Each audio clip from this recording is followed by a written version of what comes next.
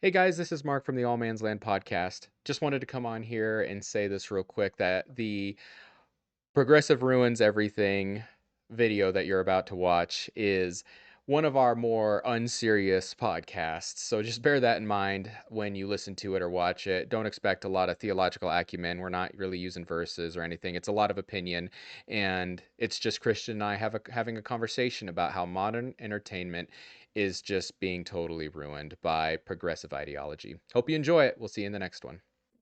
Hey guys, this is Christian from All Man's Land. This episode we had some kind of weird audio problems. It shouldn't be a problem going forward, but just wanted to let you guys know. Enjoy the show. Christian, progressivism ruins everything it touches. Are you ready to sharpen one another?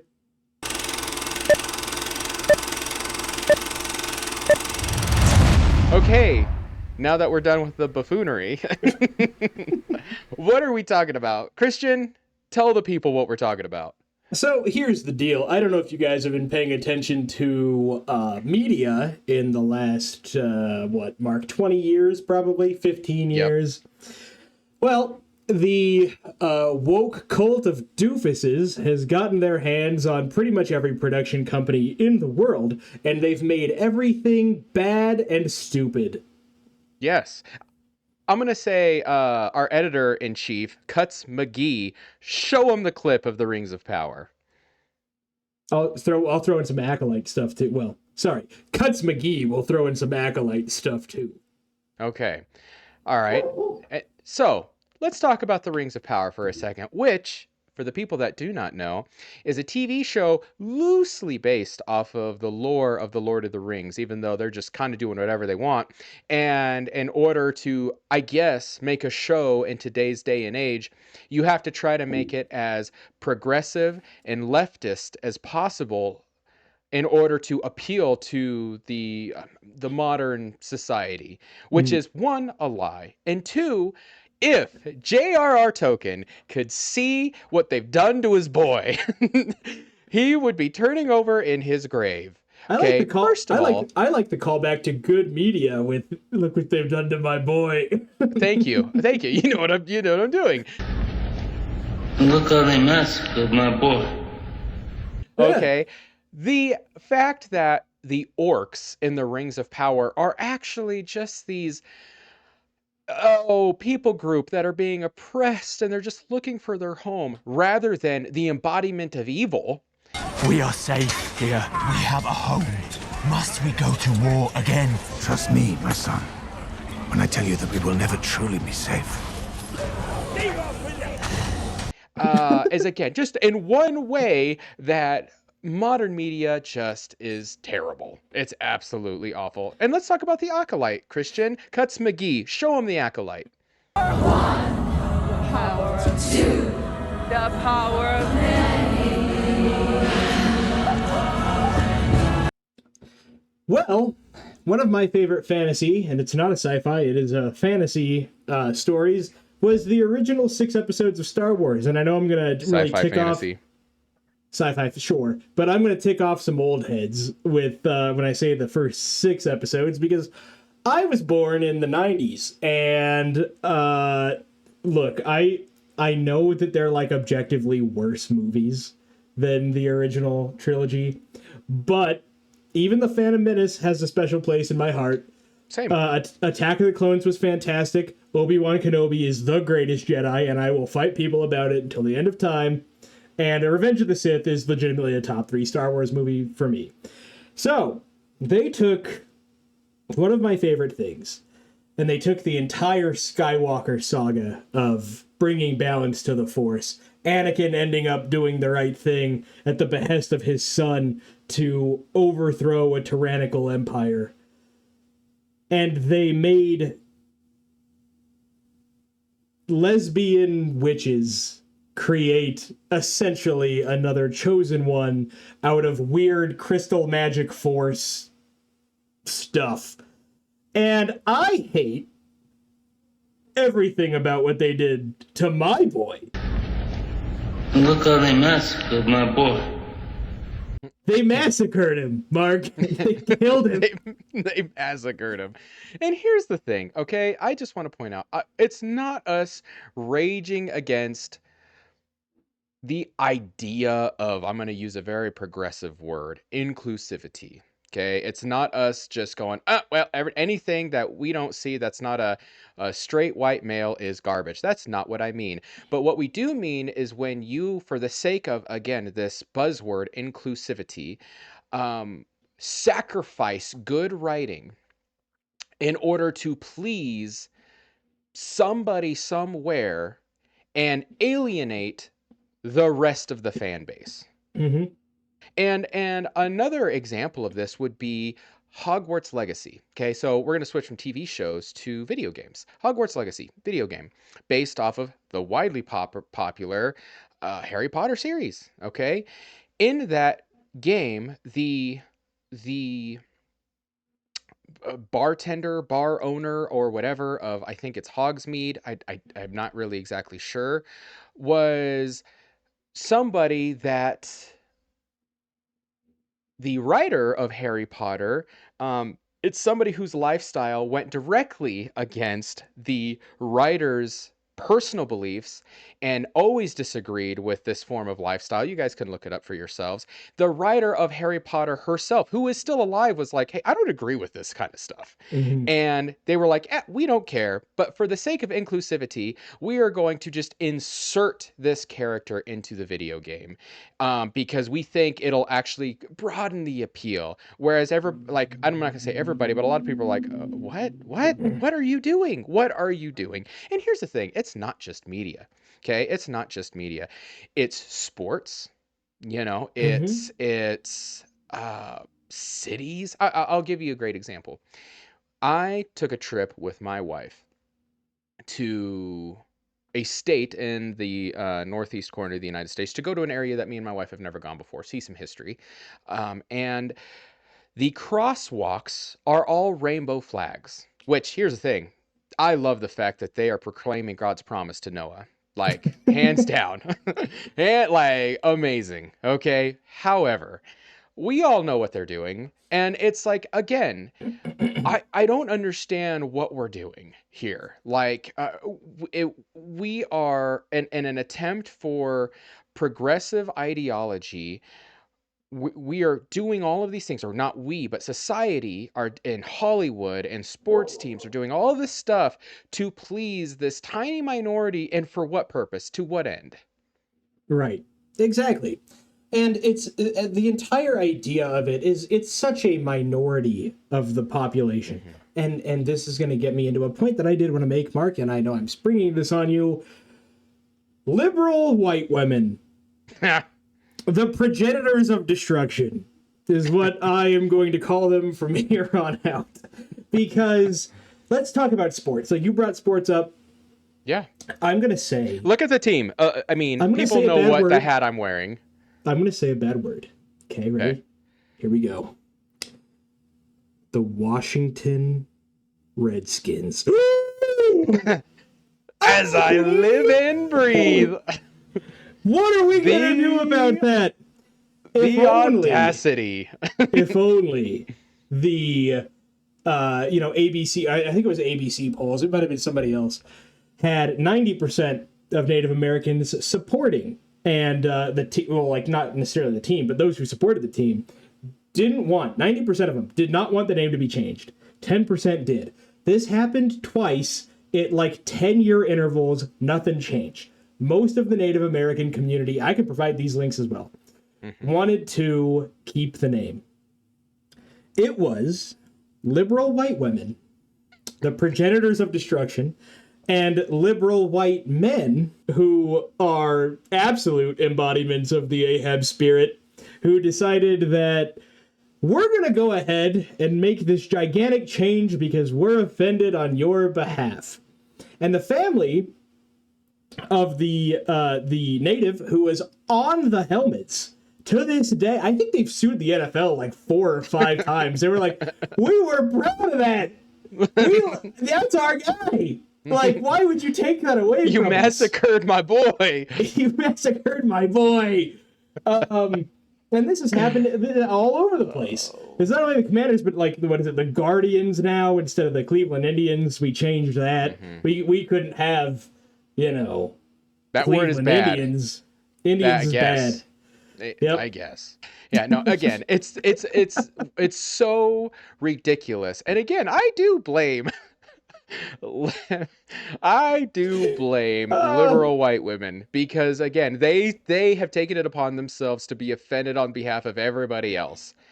And it drives me up the wall because then you have Hollywood and all these places, which I am not saying Hollywood is the beacon of was the beacon of morality or anything like that. That is not what I'm saying.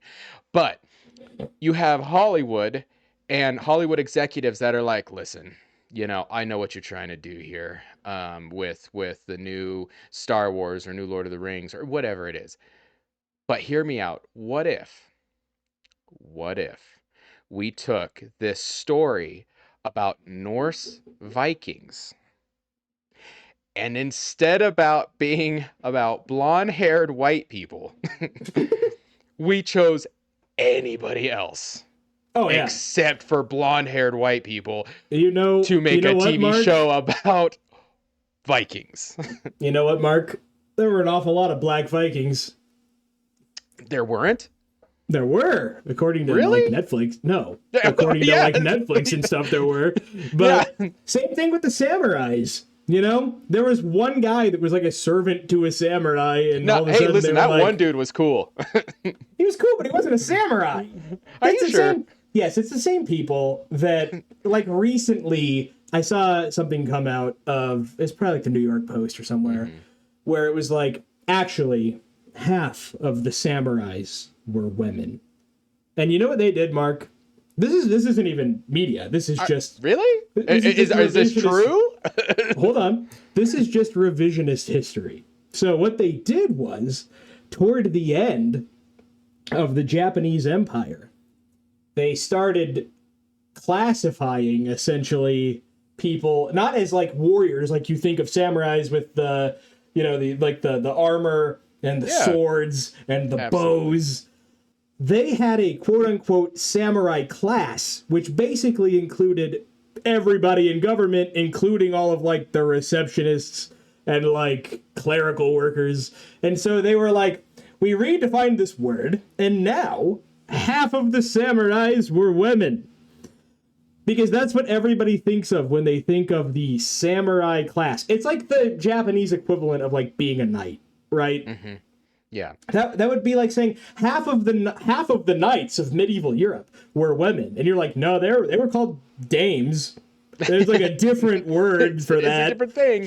Just because they're in the same class doesn't make them the thing. So, yes. Well, that's the kind of stupidity that we have to deal with these shows. And I would like to point out, this is not like a racism rant. I hope we get that clear, because here's the thing. You know who I want a movie about? I think it would be fun. The Ethiopian Christian from the New Testament. The dude that, right? Like, if I watch a movie like say they made a live action Prince of Egypt. Okay. Yeah, I'd be about that. I would be about that. I really hope they're not white. If they were white, I would be like, Moses was not from Ireland. I don't know. Like, here's the thing. Like, I don't know if you guys know this, but... laddie, let my people go. Let my people go.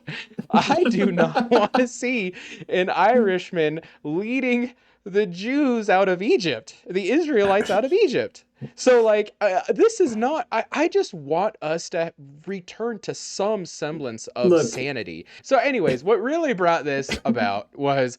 I saw this clip from the Rings of Power, okay? And I was like, what are they doing? What are they doing? Orcs were supposed to be, again, the embodiment of evil. Like, you're supposed to have a clear distinction between right and wrong is summarized in monstrosity. And right is not, okay? And it had nothing to do with, humans or white or anything like that. No, it was like, hey, There's the good, which included like elves and dwarves and humans and hobbits, and bad orcs. There's the distinction. Mm-hmm. Right. So I saw that and I was upset. And then I saw another clip of the new Odyssey movie. And I was excited when I heard about the new Odyssey movie. And I understand that the Rings of Power is a fantasy. I understand that the Odyssey is technically a mythological fantasy. I get that. However, it's the Greek Odyssey, right? Am I wrong? You're right. You are And then, correct. like, let's just race swap everyone. Everyone. I was aghast. I was like, when I'm looking and I'm like, and it's not just like one character versus, I don't care. Like, even the people, like, isn't it Matt Damon? Isn't Matt Damon supposed to be Odysseus? I think so. I'm like, what? The whitest kid you know? Matt Damon is going to play Greek Odysseus, and maybe he's not Greek. Maybe he's Sicilian. I don't even know. I don't really know that much about the Odyssey, even though I read it at one point in time. Like, I don't know. So, but Mediterranean, we'll just say it's a Mediterranean mythology. The first person that comes to mind is not Matt Damon. The only white person that I would allow to play Odysseus would be Sean Bean, because he played Odysseus in Troy. Now, go with me here. How would you feel about, like, an Orlando Bloom Odysseus? He seems very of that persuasion. I mean, he's olive toned. And here's the thing, maybe Matt Damon is really Greek. And that cool. Correct. I stand corrected. But again, I don't want anybody, regardless of ethnicity, to be race swapped. If I watch a movie about people in Africa, I don't want them to make them half white. Like, if I watch a movie about something that happens in Asia, I don't want them to be half white. But if I watch a show about Vikings, I would prefer them be. I want them to be white because that's who they were. What? I don't understand the problem here. Yeah. Well, and this is like someone is making kind of like a modern. It's not really modern, but like recent historical drama. I think out of based in Norway, and he was questioned by one of the reporters or whoever was trying to cover this movie, and he was like, I've noticed a lack of diversity in your film. And he's like, yeah, dude, it happens in Norway in like the 1600s. What do you want from me? Like, what do you want me to do about it? And I think it's because it's an independently filmed like film that he's allowed to do that. He's allowed to say that. But with a lot of these production companies, it's like, well, look, here is the thing. We know that Genghis Khan was Asian. But what if he were black? No. What if we had John Wayne play Genghis Khan? Yep. You're like, wait a minute. You mean the cowboy guy? Yeah, that's pretty much what we're doing here. It's just the other way around. And that's why everyone got super ticked off with, and I remember this like it was freaking yesterday, when Ariel in the Little Mermaid remake was cast as a black woman. The retort from the left was, look at all these grown white men being really upset about a fictional mermaid character. And it's like, yeah, dude, that's the intellectual property. There's already an established character. I think it's from a Scandinavian or Finnish or somewhere, Danish maybe, fairy tale. What kind of mermaids do you think are up in Denmark? You know what I mean? Like, if you had a Caribbean mermaid, I'd buy it. But, like, make your own mermaid, man. I agree. Here's the thing. And again, I'm gonna share. Okay, this was when I was very naive. When I was very naive about superhero comics. I didn't really know that there were multiple people that portrayed multiple heroes. And what I mean is, like, there's more than one Spider-Man. Yeah. Sure. There's more than one. And so, Green Lantern. I hear Green Lantern is going to be a movie. Well, I had grown up when Green Lantern was black. It was black. Dude, yeah, black, and when I... Time out real quick. Black Green Lantern, way cooler than Ryan Reynolds. Yes. So when I heard, I was like, oh, they're going to make a Green Lantern movie? And I was pretty young when that movie came out. And I'm like, Ryan Reynolds, you're not black. How dare you change? You massacring my boy. Because I grew up watching, was it Batman Begins? Or no, it was the Justice League. Justice League. I grew up with the Justice League and I was like, this isn't right. He is not supposed to be white. And so again, I am not, because a lot of people, there is so many people on the political left that go, oh, you're just upset that Hollywood's not all white. No, I'm not. I am upset at so-called inclusivity and this progressive ideology invading every aspect of entertainment. I think the best way to sum it up, right, would be essentially like inclusivity for the sake of inclusivity. Like, so my wife and I watched the first 2 episodes of Scrubs, like the remake. Because that's one of my remake. Yeah, dude, it's actually pretty good. And it's one of my favorite shows growing up. I loved watching Scrubs. Turk was awesome. I liked JD, but Dr. Cox was the best, dude. Yes. I loved Scrubs growing up.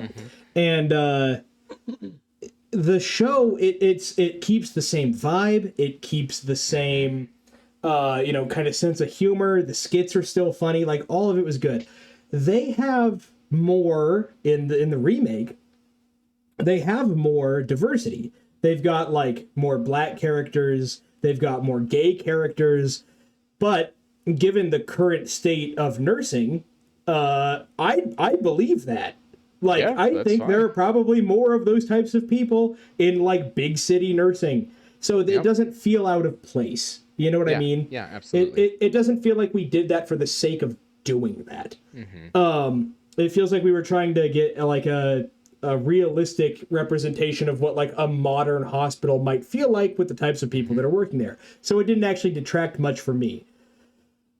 But there are instances in TV shows where for no sake or for no reason at all, we're gender swapping people, we're race swapping people, we're making people gay who weren't gay before, all because we're trying to appease to this like tiny minority of people who, one, are those things, and 2, care about those things. Like, if, for instance, I don't know very many personally, like, black people in my life who I talk to who seem to care whether or not the next James Bond is going to be black or white. You know what I mean? Same. And that's probably the reason that I'm friends with them, is because if they did care about that, it would bother me. Like, and personally, I don't really care either. I've never been a huge James Bond fan, but 007's changed hands a bunch of times. It's not always the same dude. It's an agent number. You know what I mean? So if you want to have like Idris Elba was floated out there a little while back as James Bond, I'd dig that. I'd dig that too. Great actor. Yeah, Absolutely. I'd go watch an Idris Elba James Bond movie. That'd be sweet. Because it's about an agent in an agency with multiple different type of people, and it doesn't matter who the person is. But no, listen, I agree, and here's the thing, and that's what I mean is Christian and I are not racists or sexist or anything like that. But as Christian said, inclusivity for the sake of inclusivity to the detriment of writing and entertainment is not a good thing. And it also seems really insincere. That's the other problem I have with it. It's insincere. And to me it's like, hey, and I'm going to use the James Bond example because I think this is a great example. If they said, hey, we're going to have James Bond and we're going to open it up to, it doesn't matter what ethnicity you come from, anybody can come and not perform, but audition. Okay. And they give it to somebody because they were the best at it and they happen to be from India. Great. They happen to be African. Great. I don't care. Name any country because they were the best. But if they say, hey, we're going to open it up to everybody. I'm so excited for K-pop Demon Bond, dude. You have no idea. It's not K-pop Demon Bond. But they say, we're going to open it up to everybody, but if you're Caucasian, you have less of a chance of getting it, even if you perform the best. Right. That is an insincere and unfair practice. And Yeah. that is actually a racist action. Yeah, of course. And here's Absolutely. the thing. And I would say the same if it was a character. I'm trying to think of one off the top of my head, but say there's a character that has always been black in a TV show or in a movie, and they said, hey, anybody can come and perform for this role. They can audition, but if you're black, you have less of a chance of getting it. I would be like, that is racist. Don't do that. Right. So, like, let's say, because one of my favorite shows is Psych, right? Let's say that they were holding auditions for a reboot of Psych, and they were like, look, anyone can audition to be Gus. And Gus is black, for people that don't know. Yes. And if you're black, because we've already ran the whole trope with a black Gus, you're probably going to have a lower % chance of getting it, so we're going to weight you differently, essentially. We're going to grade on a curve. Yeah. And that would just be an abhorrent hiring practice. Now, there are some things, like we were talking about before, where if it's historically accurate, or if it's accurate to an established IP of a character that isn't known to switch, or that like there aren't many iterations James Bond is a of, fair one. Yeah. Yeah. Then, of course, you can exclude by whatever race to make it a more realistic interpretation of whatever you're trying to do. But if race is not, like, integral to the character, and this is like a good example, like Peter Parker versus Miles Morales for Spider-Man. If you were going to say, like, I think it's totally fine to have a character, like, to say only black actors can audition to be Miles Morales. I think it's also fine to say only white characters can audition to be Peter Parker. Because that is the person embodying Spider-Man in that. That's how it's always been written. Yep. And so it makes the most sense to do that, in my opinion. Absolutely. Mark, I think we've kind of exhausted the diversity portion of this. I want to talk to you about another thing that I've noticed that has absolutely fallen to the wayside. And it is archetypes in storytelling and morality. Okay, give me an example. So, Tolkien is a very good example of this. Like you were talking about with the orcs at the beginning of this. The orcs are the embodiment of evil in the Lord of the Rings saga, right? Yep. The original saga. They were supposed to be this cannibalistic, brutal, like, group of people that had no redeeming qualities. They were the embodiment of evil, whom the heroes were to fight against. Lately, and I'm going to blame George R.R. Martin for a lot of this, especially in fantasy. Game of Thrones writer, absolutely. Yep, there has been an effort, and like a hard fought effort, to make everybody nuanced, which fights against almost every kind of archetype. And I'm not saying that, like, you can't say that there aren't some redeeming qualities in people from time to time. But when you're watching a show, and young men relate to this specifically, when you're watching a show, and I like to use Star Wars for this because Han Solo is one of my favorite characters ever. You expect things like character development. You expect things like a hero's journey. So, like Luke, he goes from being kind of a whiny little boy to a man. By the third film, I remember thinking that. I remember even as a kid being like, whoa, this Luke is different. He just walked in with his black robes and green lightsaber and was like, no. I thought that was so cool. But I think Episode 6, technically. So no, I absolutely... Yeah, it's 6.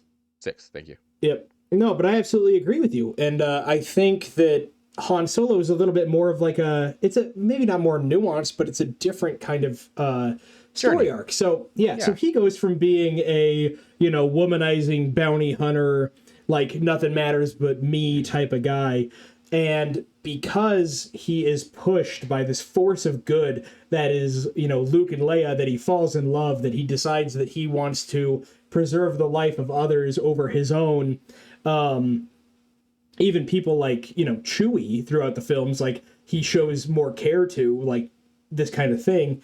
He doesn't lose the cool factor that he had. You know what I mean? Yeah. He stays the same kind of like rogue guy that you want to watch, but he develops into a responsible and competent man who actually has priorities.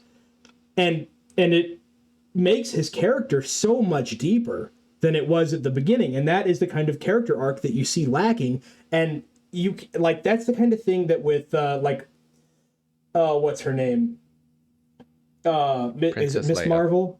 Oh. Princess, I mean, no, but Captain Marvel. Captain not Marvel. Yeah, Captain Marvel was one of the worst superhero movies I've ever seen, because Captain Marvel was, oh, I'm a defiant, like, boss girl at the beginning of this movie. No one can do anything for me. I'm going to do all the stuff that the boys can do, and I'm just going to be really, like, whiny and rude and, like, mean about it the entire time. And then it's not like she does anything. It's just something happens to her, and she's the same person by the end of it. Like, she doesn't change at all. She's the same character. She's just more powerful. Yep. And there's no message in that. It's just like, well, maybe sometimes you get lucky, I guess. Yeah. You know what was funny? If we can just take a little quick aside to that, the thing that upset me so much, and this just goes to the point that it's really not a race or gender or whatever issue. I remember calling Christian and saying, why was her friend, the single mom who was black, why was she not Captain Marvel? I was like, she was way cooler, had a way harder life because of being a single mom, was way more heroic, in my opinion. If anybody deserved a superpower, it was the single mom. Yeah. But instead, it got given to the rude girl. And I understand this is nothing against the actress herself. That's its own conversation. Brie Larson's but a bad person. Yeah, but I'm just saying, it was the way the character was written. Yeah. The way the character was written was just written so badly that I'm like, literally the side character was way better. Why wasn't she the captain? Anyways, so and that was just a quick aside I wanted to say. But going back to what you're talking about, so if I understand you correctly, your problem with modern entertainment is the fact that everybody's morally gray. Yeah, well, it's that everybody's morally gray, but in certain circumstances, it's that the villain always has to have, you always have to have some kind of empathy shown for the villain. Like it makes it feel as though evil is not evil. You know what I mean? And like, even if there's some like good intention for the villain, or the villain feels like he's doing something right. You know what I mean? Like Thanos. Thanos is a good example of that. Thanos thought he was doing something good by like getting rid of half the population. Look at all these resources that we have now that half the people are dead. He thought he was in the right. Obviously still a bad dude. Obviously still an evil guy. We know moral rights from wrongs. The problem is when you get to a point that it's like, well, the bad guy was just misunderstood. And it was a whole miscommunication. And the good guy is also not that good. And the good guy's bad too. Yeah. So it's like, that is a very George R.R. Martin. I mean, he talks about why he doesn't like the Lord of the Rings, because he's like, he feels bad for the orcs and he wants to know about, basically you just genocided this whole race. And this is a ideology that obviously the Rings of Power, the Lord of the Rings TV show, is adopting. And here's my problem with this type of entertainment. I am not saying that humankind are not nuanced, that good people can do bad things and bad people can't do good things. That's not what I'm saying. But in the scope of entertainment, okay? When you are I'm going to talk about being a young boy for a second. And this is something that Wild at Heart, the book Wild at Heart by Eldridge, I think his name is, writes about. You want somebody to look up to. You want somebody to mold yourself around. Model yourself after. Yeah, exactly. Yeah. And you can never have determined absolute right versus wrong. That's something that the Lord of the Rings and Star Wars they gifted us, you know, in a fantasy and sci-fi form. And um I, but I have a friend who grew up in a really, really bad home environment that Mhm. had pretty much no good role models. But he's a very kind individual, and a very he, he's kind, and he you would never guess that he grew up in the home environment that he had. And I asked him one day, what did you who were your role models? Where did you learn this from? And he kind of goes, this is a little embarrassing. You might laugh at me. And I go, no. And he goes, I actually learned it from The Lord of the Rings because it was one of the last movies I got gifted from my grandparent. And Mhm. after they died, and I watched it all the time, and it became this person's favorite. And he's Mhm. like, I saw what friendship was. I saw what, heroism was, all these things. And I modeled myself after what I was watching. Right. And that is an example of when you have a heroic character that a young boy or a young girl can look up to and go like, I want to be that way. Yeah. Versus this other type of entertainment, which says, hey, everybody's nuanced, everybody's morally gray, good is not good, bad is not bad. Everybody just has their own motivations. And yeah, and it's like, and the other aspect of that too is we live in the real world. Mhm. The real world can be so incredibly exhausting. Oh my goodness. I don't want to watch a TV show and also be exhausted. I agree. Well, and so like I want to give my own kind of example for archetypes for the true dichotomy between good and bad. One of probably my favorite movie ever. And we were talking about this. Mark and I were actually talking about this the other night with a group of friends and family and stuff. Is Secondhand Lions. My dad showed me this movie when I was a little kid. Um, it's got Haley Joel Osment and Robert Duvall and Michael Caine. It is one of the best movies that I can think of for a growing boy to have to watch. And it became one of my favorite movies ever. My dad and I would watch it all the time. I would watch it when I was homesick from school. It became my like a comfort movie for me. And the premise of this movie, for those who haven't seen it, I know that it's kind of split. Not a lot of people have necessarily. It's about this kid. He comes from a broken home. His mom is like a harlot, like she's from boyfriend to boyfriend. It's in the 50s.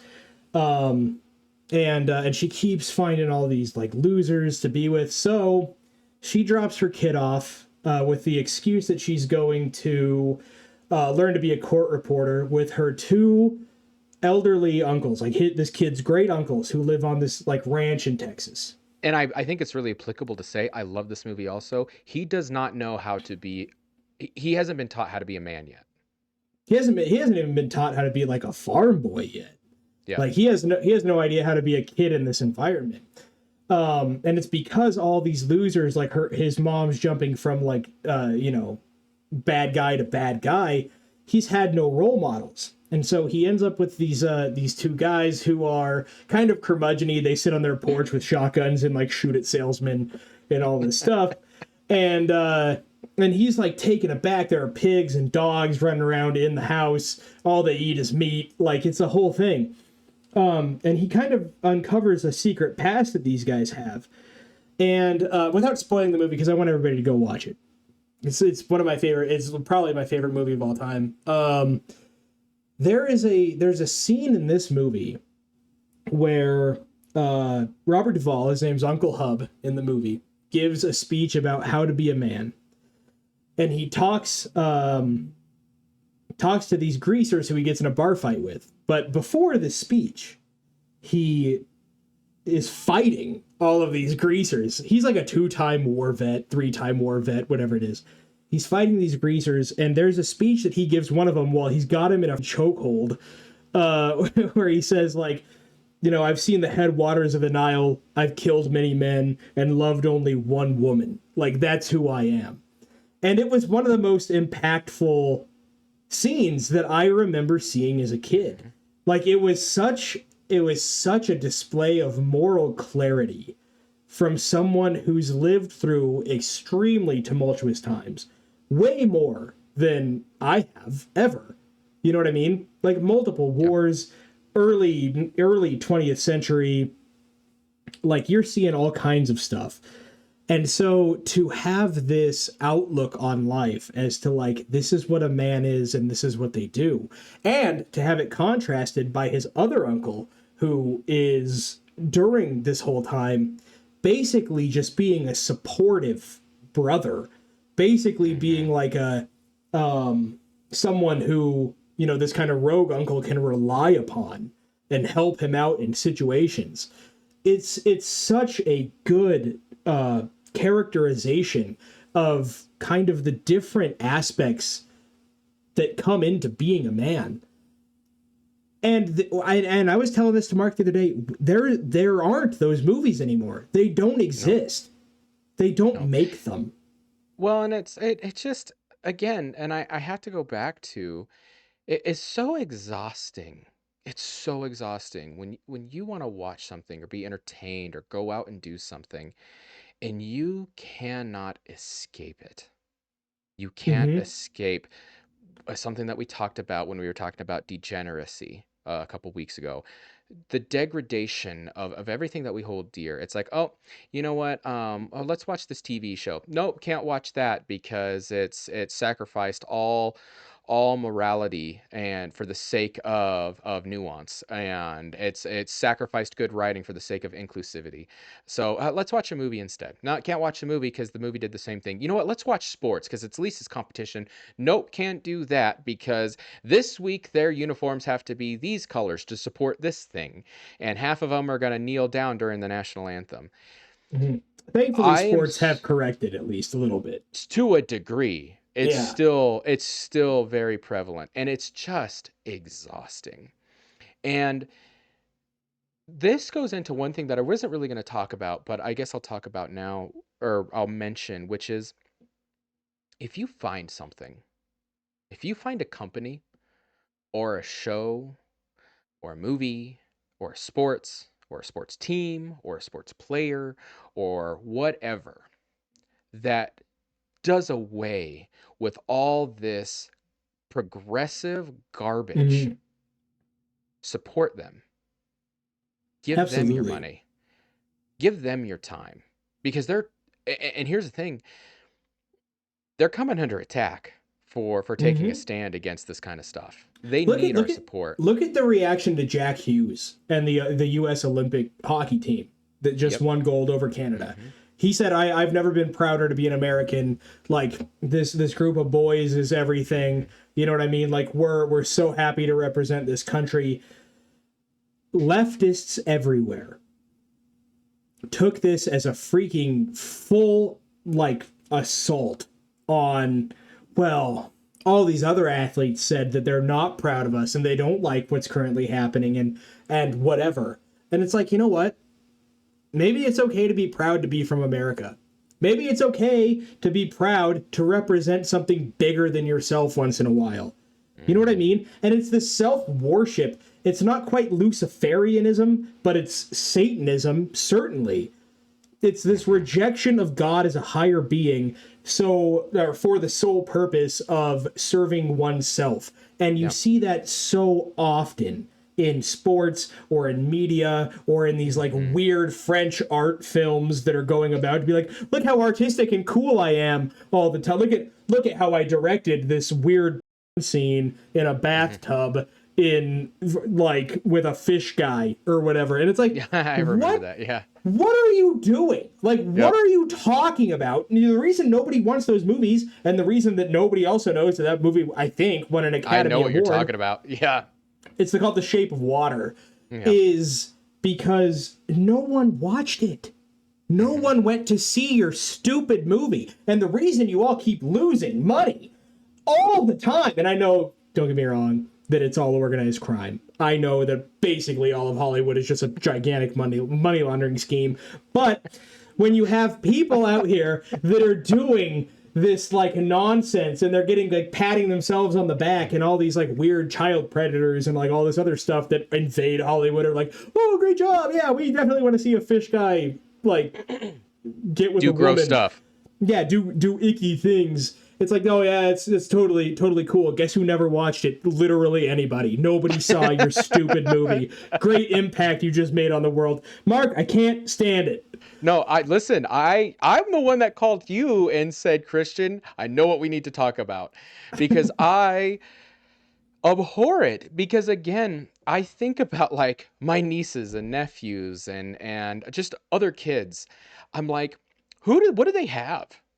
Yeah. What can they look to? They can't look at anything. And it's like, you can't, and here's the thing, and this has invaded everything. It's invaded YouTube. I mean, it's been a problem on YouTube for a long time. This is one of the reasons Christian and I wanted to create this channel, is because you'll listen to somebody for a little bit. I was just talking about with my friend, who I gave the story about the Lord of the Rings about how he started to realize this about YouTube when there was this one very popular, like OG YouTubing companies out of nowhere during President Trump's first presidency run against Hillary Clinton. They just started almost out of nowhere, bad-mouthing conservatives, Christians, and Trump supporters. When they were like a gaming channel, and he was like, their podcast and stuff just it just turned into how much we can hate on Trump and Trump supporters. Are we gonna? We can cut this out if you want to. Are you talking about H3? No, Rooster Teeth, the guys who did Red versus Blue. Both of them are real bad. Yeah. No. And so it was like, and it came out of nowhere. And again, talk about exhaustion. You think you find something, or you find somebody that you go, oh man, finally a breath of fresh air that is not playing into this progressive garbage. And then they go off on something. You go, oh, no, there it is. There's another one. There's another one. So it's exhausting for me. I can't imagine how exhausting it would be for a young teen that's trying to do the right thing, watch good things, and they're just getting bombarded with these messages, and that everybody's morally gray, and there is no absolute truth, and everything is subjective, and everything has to have nuance, and you can't actually be entertained for entertainment's sake, and everything has to have a progressive message. And it's like, oh, and you know what? Go to the Northeast, because guess what? Their crosswalks are rainbows. It's like, oh, enough. Oh, enough. You know what, dude? You know what, too? And, like, we can make this podcast as long as we freaking want, because I'm going to start ranting about some stuff.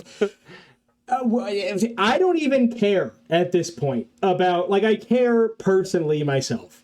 Yeah. But I want to make it clear, and I know that nobody from these production studios is ever going to see this, but for anyone watching, I'm not even relying on you to have a super clear morality in your movie. Just keep out your progressive narratives.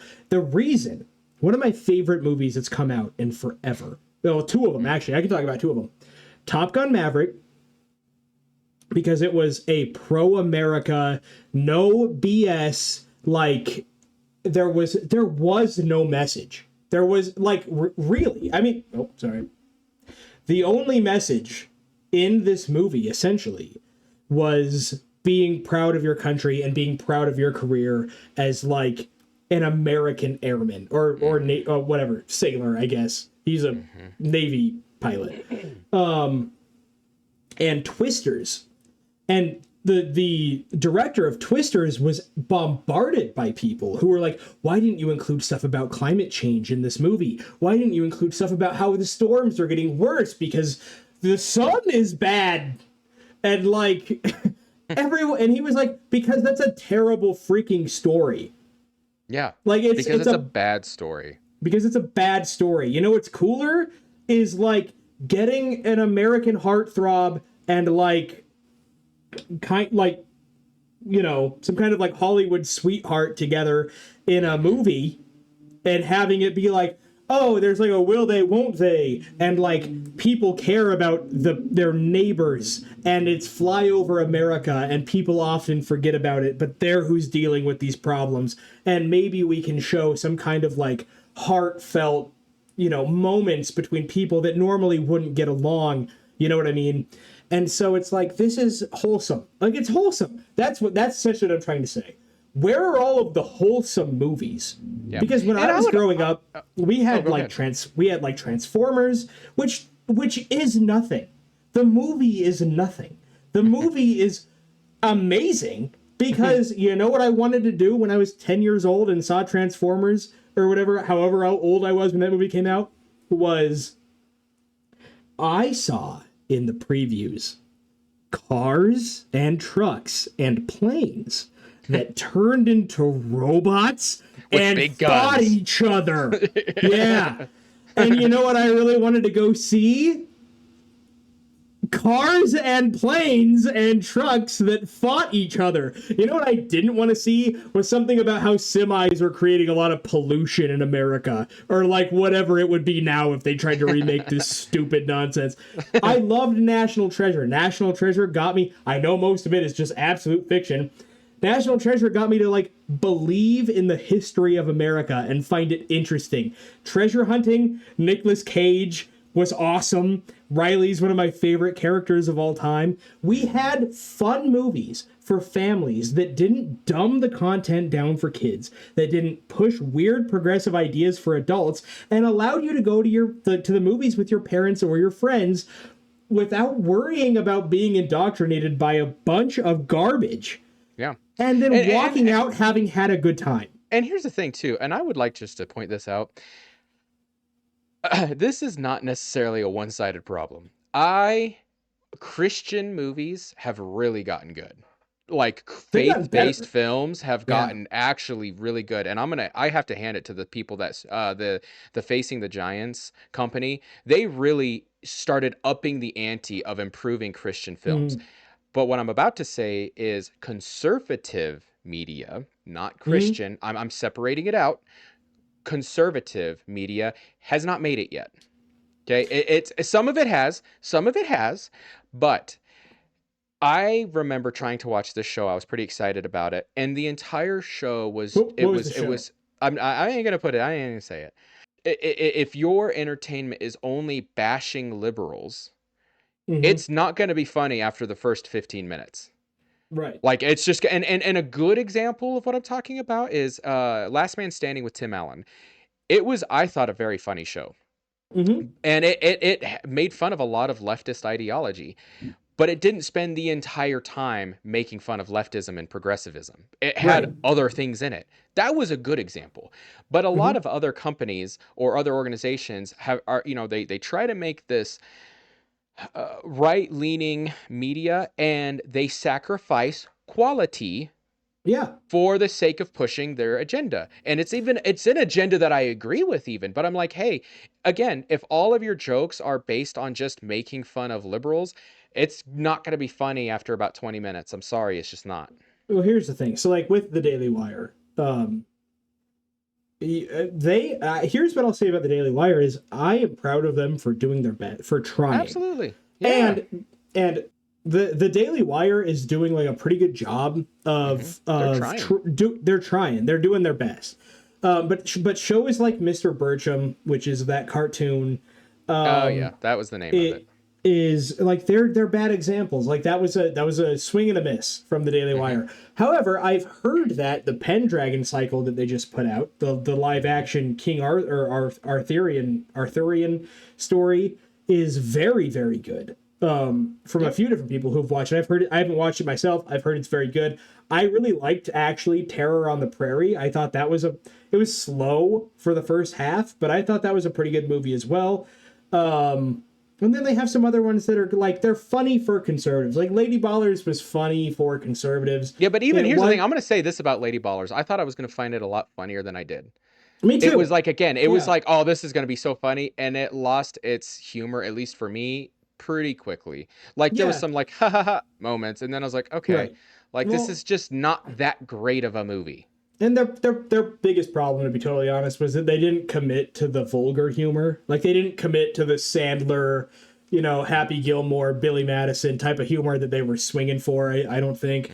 And so they reined it in, and like it was funny because you're gonna make fun of like transgenders in sports just dominating the competition, and you're gonna make like funny jokes about like just kind of liberal tropes and like that's Ted Cruz and like whoever else is in the movie. Like it was funny, but I would give it like a 4 or 5 out of 10. Like it's not something I would watch again, probably. Yeah. But Terror on the Prairie I would watch again. I've heard this new show is really good, and so I don't want to discourage conservatives from trying. I No, think no. that you should continue putting yourself out there, because people do need stuff to compete with. Yep. They need something to push them to kind of a higher level, and so and that's not what Mark and I are trying to say. Conservative Christian shows have gotten better, and even though there are some problems with TV shows like The Chosen and The House of David, for the sake of it being adapted into a TV show, they, from what I've heard, I haven't seen all of both of them. From what I've heard, they've done a pretty good job staying as consistent as they can in the format that they have. A good piece of conservative, art, or like a movie that I found was awesome, was The Sound of Freedom with Jim Caviezel, who, like, the movie was hard to watch because of the content. Like, I probably won't watch it again because it's like a depressing subject matter, but it was a good movie. Like, it was a very well made and produced and directed movie, and they stretched their budget an awful long way.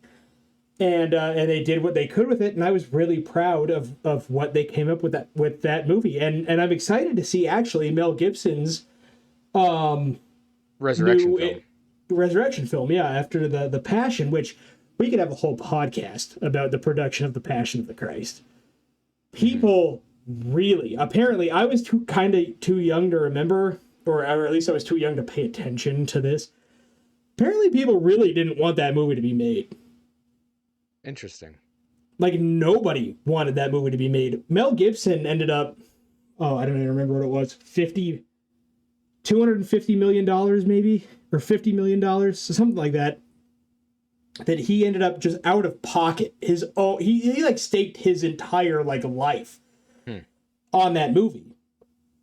Because Disney didn't want it, like Warner Brothers didn't want it. Nobody wanted to produce this movie. Columbia didn't want it, whatever. Because they were like, well, you're painting a specific group of people in a bad light. And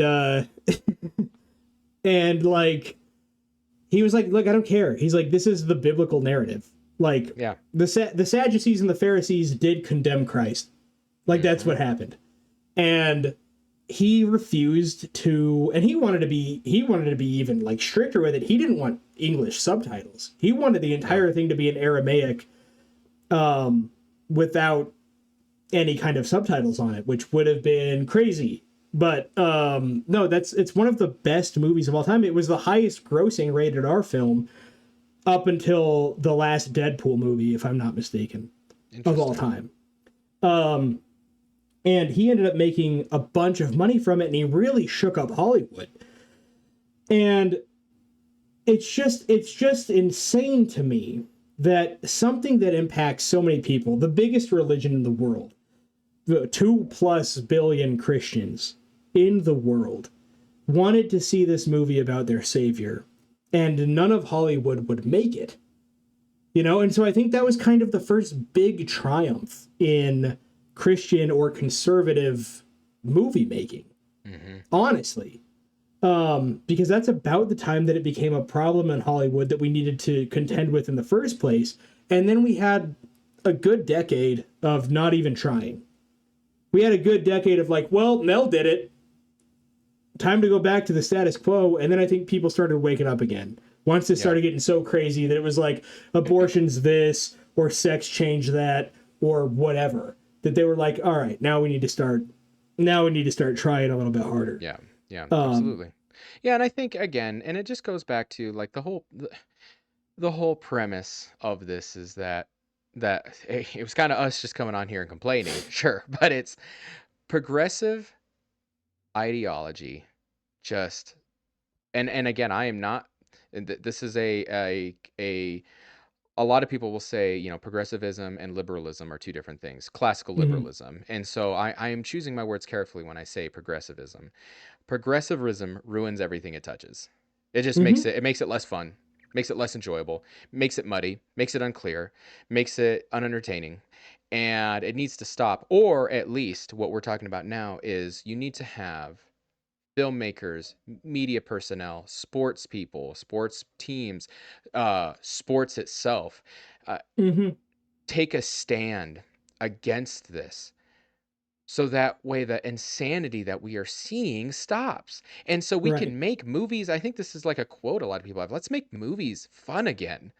Yeah. Let's make TV shows fun again. Let's make sports fun again without shoving progressive ideology down everybody's throats. Right. Absolutely. And it's this, it feels like an uphill battle, but I think we've seen enough wins lately that we shouldn't feel hopeless about it. No, not at all. Well, Not at all. And like as a horror fan, right? I'm a big horror fan. Mark likes more like cosmic horror, but we both like horror movies. Horror movies, in my opinion, are, and I'm curious about your thoughts. I don't think we've ever talked about this. Horror movies, in my opinion, are the last bastion for, and this is crazy to say because most horror movies are trash, but Yes. good horror movies are the last bastion of ideology-less movies. Sure. Yeah. Oh, absolutely. I would agree because fantasy has been infiltrated. Sci-fi, somehow, sci-fi infiltrated. Action movies, you go back and forth, but for the most part, infiltrated. Again, you can look at the Captain Marvel girl boss men are stupid trope. Um, Superhero movies, infiltrated. Any of it, historical movies, absolutely just they're not even historical anymore. It's rewritten. It's rewritten history now. And again, and this is not. It's just. I'm gonna say it one more time. We are degrading and destroying entertainment for the sake of progressive ideology, whether it's inclusivity, which is primarily inclusivity and pushing an agenda. And a lot of movies, climate change. And I remember, and I hate to even say it because I like Chris Pratt so much, but what was that sci-fi movie that he did? And it had some stuff to do with aliens and time. Oh, the Tomorrow War? Is that what it is? Yeah. I love Once that again, movie, actually. I'm not saying, but here's the movie. thing. It's still the same thing though. It was, we're having this crazy thing. You want to know why it happened though? Climate change. And I'm like, okay, come on. I was so hopeful. I thought we were gonna have a good sci-fi alien killing movie. Nope. So yeah, honestly, I have to agree. Horror movies are, at least at this point, kind of the last bastion. But I would say that they're coming for horror movies too, because I'm going to use a horror movie that was released recently that I watched, and it was Weapons, the movie Weapons. Okay. There is a lot of, if I understand it correctly, subliminal messaging is not what I mean, but there's a lot of potential messages that are pushing an ideology in that movie. For example, it's called Weapons, and it doesn't really exactly fit the theme. There's a scene in the movie where I forget, it's either the main woman or the main guy hallucinates an assault rifle above in the sky above, I think, the house that is primarily the location of the problem. Yeah. There's not an assault rifle in the rest of the movie. It has guns have nothing to do with the rest of the movie. It's just this subliminal message, and I'm like, okay, I'm concerned that even horror movies are going to start having this. It's Now- slowly picking. It's getting picked at. Now I'll combat that a little bit because I really liked the movie Weapons. I didn't say I didn't like it. No, I Other know than you the didn't. really out of place, inappropriate scene in that movie that I didn't. It was so. There was yeah. there was. So I'm not saying people should go out and watch it. There is a raunchy scene in there, unfortunately. Yeah. But I thought it was a well-made horror movie. It was different than a lot of current horror movies. So I enjoyed watching it for what it was. The idea of it being called Weapons, this is a little bit of a spoiler alert. It's like they were the bad guy was using people as its weapons. Yes. Yeah. Yeah. I no, And I so get that. so I understand where you're coming from, where it's like, well, of course we have to pick the big scary black rifle as the interpretation of like a weapon. You know Yeah, what I it's mean? just like that's what I mean. It's coming. I'm not saying I'm not saying horror movies have fully fallen into the trap, but I think we're going to start seeing it. I I hope I hope not, and I hold out a lot of hope because like the first Black Phone movie, the second one was okay. The first Black Phone movie was one of the better horror movies I've seen in a long time. Have you seen this? Mm-mm. Mm-mm. You need to watch it first of all. It's great. But the whole thing is about it's like a 70s Colorado kidnapper who is it's like very reminiscent of like John Wayne Gacy kind of, you Okay. know. So he's stealing kids, he's like keeping them in their basement, doing weird stuff, whatever. It doesn't actually show any weird stuff, so don't worry about that if you're concerned about it, but it's like a torture thing. So he's got this kid. He takes this kid, and the whole movie is this kid's interaction with past kids who were taken with a phone in the basement. He can talk to their spirits. And Well, you're they ruining start the whole movie, so I don't want to watch it now. Oh, so I'm not ruining the whole movie, I promise. So basically, it's like a game of piecing together pieces of this puzzle as to how to get out of the situation he's in. And there is no like there's none. There's no messaging. There's no like at least no overt messaging. It's just a good horror movie. And I feel like Blumhouse in particular, for whatever reason, seems to be able to keep messaging out of his movies. And I know it's because he owns the company. Like I know it's because he can do whatever he wants. But it's so fantastic to watch at least one genre of movies that is saying no. We're And just then going to at make least a movie for entertainment's sake. yeah, well, and it's nice because he's like half of the horror movie production in current age is Blumhouse. Like, you know, he's putting out most of the blockbuster horror movies that come out are like Blumhouse movies. It's really nice knowing that there's somebody out there, and I really hope he doesn't end up being like super compromised, that is willing to make art, even if it's not your flavor, but art for the sake of art and like storytelling for the sake of storytelling. It's really refreshing. Yeah, no, I would agree. Yeah, absolutely. And it's funny that of all the forms of movies and TV shows, that seems to be the most untouched. Yeah. And so, but anyways, guys, that's our rant against how progressivism just ruins everything it touches. And again, whether you agree or not, I don't really care. So we'll see Yeah. you in the next one. I don't care either. Okay, bye.